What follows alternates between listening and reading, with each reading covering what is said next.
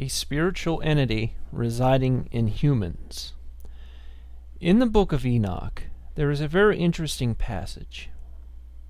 And Uriel said to me, "Here shall stand the angels who have connected themselves with women, and their spirits assuming many different forms, are defiling mankind, and shall lead them astray into sacrificing to demons as gods."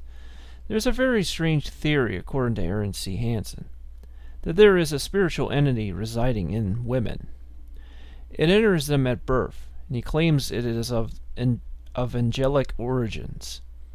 When I heard this, I was in shock. No such theory has ever surfaced of this kind. So why are these spiritual parasites inside women?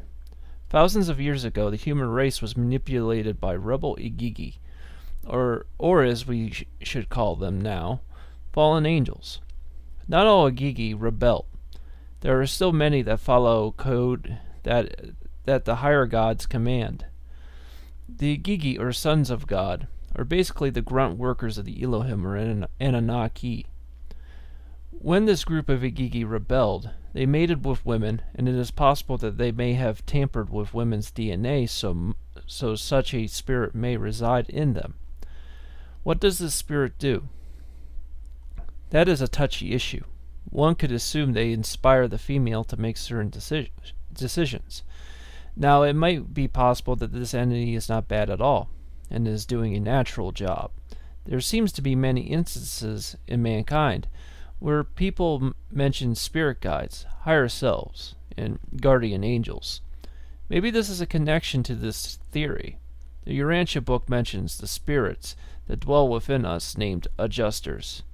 Adjusters should not be thought of as living in the material brains of human beings. They are not organic parts of the physical creatures of the realms. The thought adjusters may more properly be envisioned as indwelling the mortal mind of man, rather than as existent within the confines of a single physical organ. And indirectly and unrecognized, the adjuster is constantly communicating with this human subject, especially during those sublime experiences of the worshipful contact of mind with spirit in the super consciousness. I wish it were possible for me to help evolving mortals to achieve a better understanding. This is from the Urantia book. A better understanding and attain a fuller appreciation of the unselfish and superb work of the adjusters living within them, who are so devoutly faithful to the task of fostering man's spiritual welfare.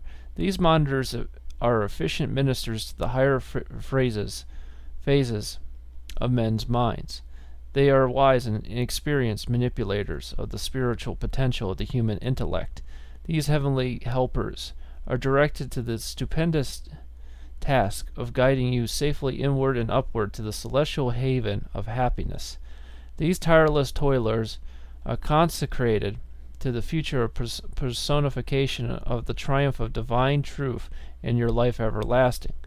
They are the watchful workers who plot the God-conscious human mind away from the shoals of evil while expertly guiding the involving soul of man toward divine harbors of perfection on far distant and eternal shores.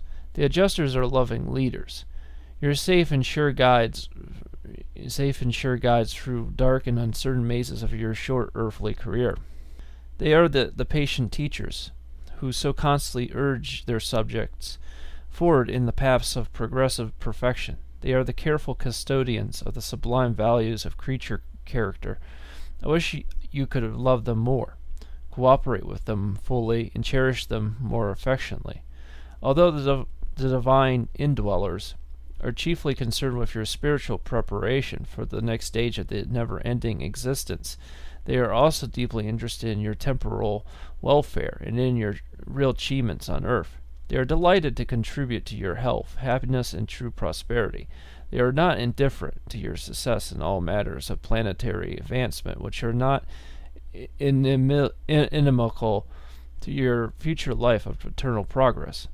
Adjusters are interested in and concerned with your daily doings and the manifold details of your life, just to the extent that these are influential in the determination of your significant temporal choices.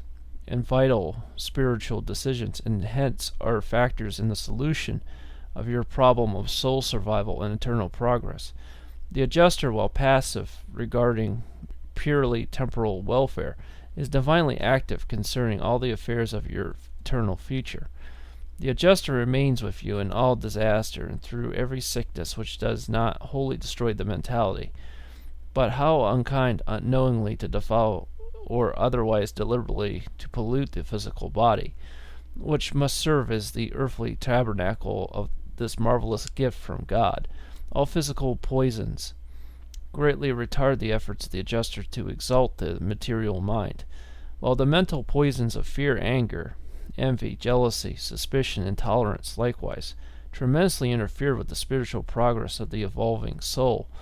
Today you are passing through the period of courtship of your adjuster, and if you only prove faithful to the trust reposed in you by the divine spirit who seeks your mind and soul in eternal union, there will eventually ensue that Marantia oneness, the supernal harmony, the cosmic coordination, the divine attunement, the celestial fusion, that never-ending blending of identity, that oneness of being which is so perfect and final that even the most experienced personalities can never segregate or recognize as separate identities, the fusion partners, mortal man and divine adjuster.